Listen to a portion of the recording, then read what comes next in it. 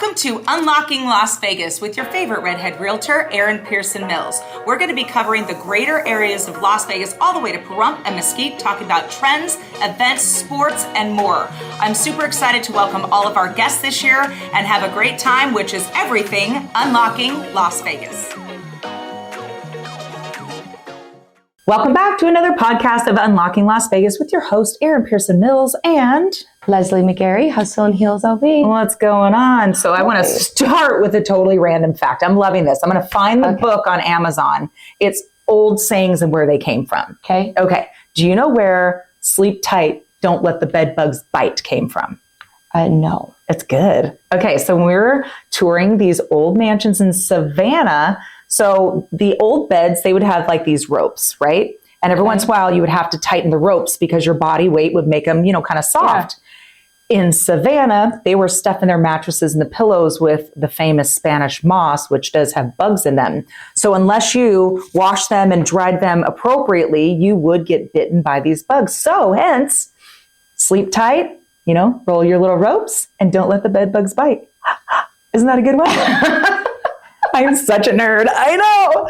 I like old time facts. That's your historical lesson for the day. Except for it's not funny now since people do get bed bugs. I know. And you know what? It's not the same.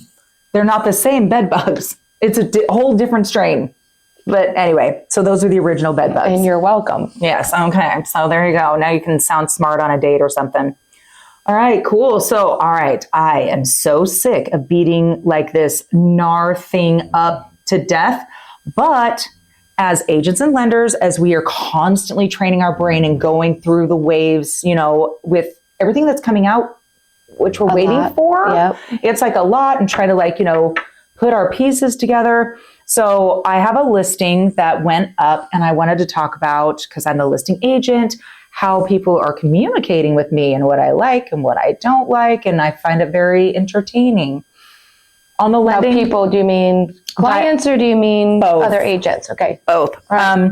So I have had an influx on buyers that calling me and they're saying they're unrepresented. So now here's where the news comes into play. They're like, oh, forget it. Well, I'd have to pay the buyer's agent. I'm just going straight to the listing agent. I am one of those listing agents that I've only done kind of what we call loosely dual agency only 3 times in my entire 8-year career. And it was super clean. Explain what that means. Yes. So dual agency means that I will represent the seller and the buyer.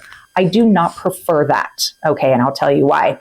But the only reason why I did do it in certain circumstances is we got an over the list cash offer, nothing that we had to worry about, no appraisals, no inspections, clean deal, close in 7 to 10 days. Everybody was happy. And I reduced my commission to save the sellers a little bit more because I knew it was going to be super clean. Yeah. Only 3 times. This is unicorns, people. Because what you're doing and saying, and I tell my sellers in the listing presentation, I am here to have the strongest fiduciary duty to you. So if I have somebody walking into this house I have listed, I'm going to get my sellers the best price when they're coming in, for all of their fixes and all the things. I'm negotiating for the seller. How could you, give me a scenario where this would be happy. Over here, of course, I'm trying to get my buyers, the sellers to cover closing costs, the sellers to fix everything, the sellers to pay for the home warranty. So I don't know how I would sleep at night in order to get the best deal for both people. Super, super rare. I'd rather not put myself in that situation. I'm in the middle of one right now. So on a lending side, you were just naturally involved into something that happened. Yes. Okay. So what I'm telling these people is, listen, I will send out 5. I'll give you 5 cards of people not in my brokerage firm, not in my office, for you to choose to use because I respect them. I know they're good. They'll be good for you, and you're going to have them write the offer. And my sellers are clear with that. Now, do you think that will be something that will become a bigger topic and a bigger point of contention for you if this all goes through the courts in July? I'm sure there's probably 500 ways that could go different. There's now 500 ways that could go different. So what I do appreciate is all of the buyer's agents are calling me. Now we're still in the phase where I can put, here's your co-op. Here's exactly what you're getting. I'm still in that phase, but people are calling me to make sure. We're not really close to July, but I love the vocal communication because I always hated, hiding behind the screens. Like when I was putting in offers, I wanted to call and go to their brokerage and meet with them and present in person. Well, you answer your phone. I do answer my phone. I do. There's topic number one. Yes. And I like everybody to get on the same vibe. Let's make it good and happy, and very strict. Like I'm just like clean by the book. So anyway, I can feel it a-coming. But I had a lady call and she was like, well, no, I go to the listing agents because it's going to save the seller money. And I'm all, no, it actually won't. I was like, if you have your own representation, see, she wants me to represent both to get a good deal. And I'm going to pass on some savings to the seller, but is it really going to be a good deal for my seller? If I'm over here with this buyer trying to cut down the price, right? It's like, you know what? No, I don't like that. So again, I will give them 5 different recommendations of people that I respect in town that I know will do a good job, clean, responsible people. And you know what? It's even more than the power of 3. They can choose from the 5 I give them. I've been a lender forever, really. And I feel like I've never really understood why the dual agency is allowed, because I think it does open you up for more scrutiny. Yes. I think it does open you up for more lawsuits. I think it especially now that you can see sellers and buyers suing for this kind of stuff. Even though I have a team, I'm taking it a step further. So it's like, oh, I'll give it to somebody in my office. I still think that's too close to home. I still think it's just too close. And so I'm actually going outside of my team, outside of my offices. Do you know what I'm saying? So let me ask you this question, because I don't have my real estate license. I only do the lending side. So when you write the contract and you present that to your seller, that is a fiduciary binding obligation to the seller first. Yeah, 100%. First. And there's a little box they can check. Sure, we will allow you to bring in the buyer. And I'm like, look, go ahead and mark it. I normally don't do it, but if it's super clean and cash, I can save you money, but it's rare. So go ahead and mark that right here. And yeah, so your fiduciary duty is like this big.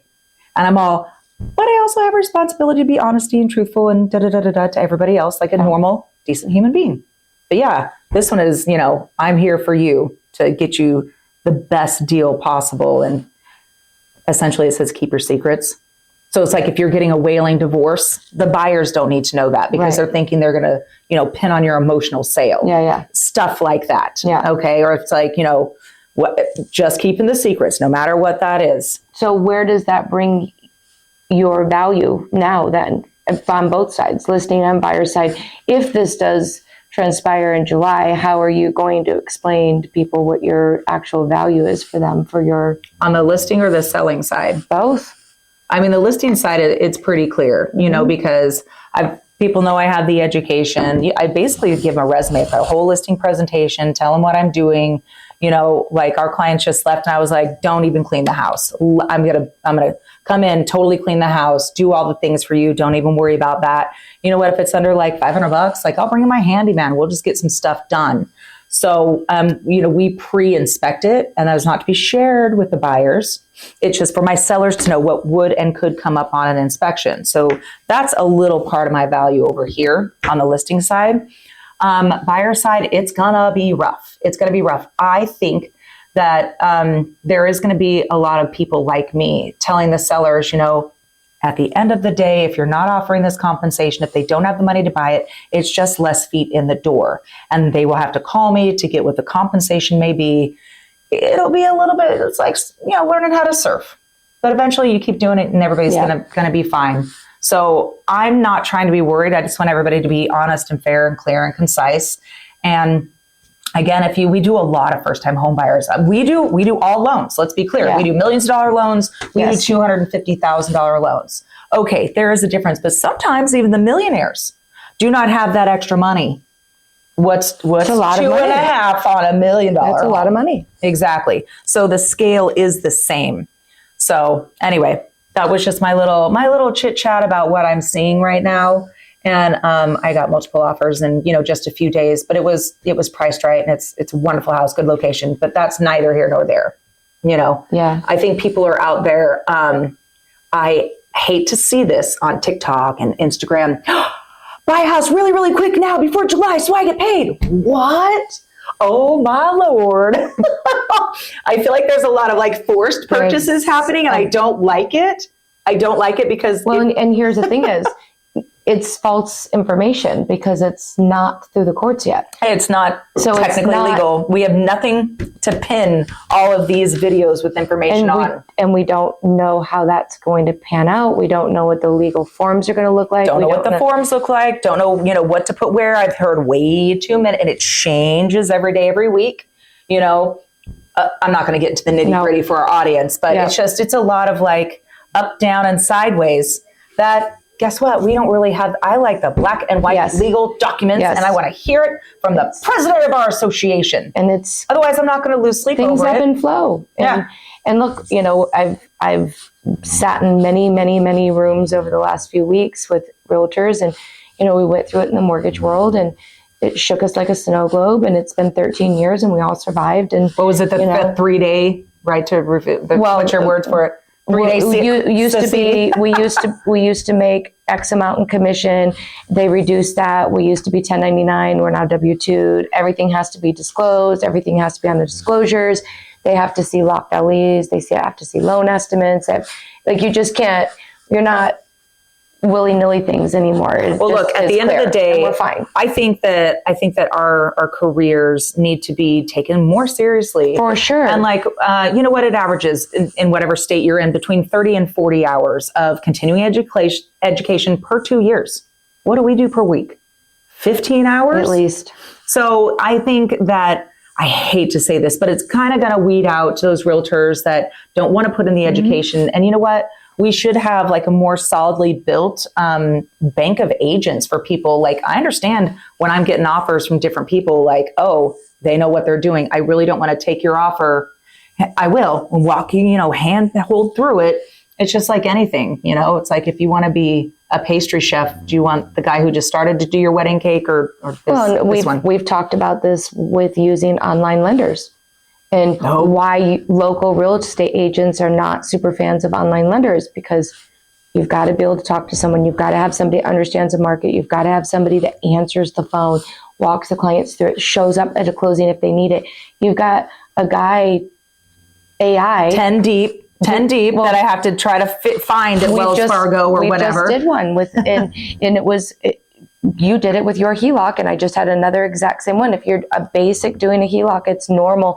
You're using AI, it goes fast. But when you have something that's different, like you had a trust, this one had a trust, and it was different. Now we're up in arms because there's not a person. Stay with that timeline because there's not a a person. And so I think that this is where the value this is comes. why we're not going to be replaced. Like, people bring that up, and I'm like, I'm going to take a nap.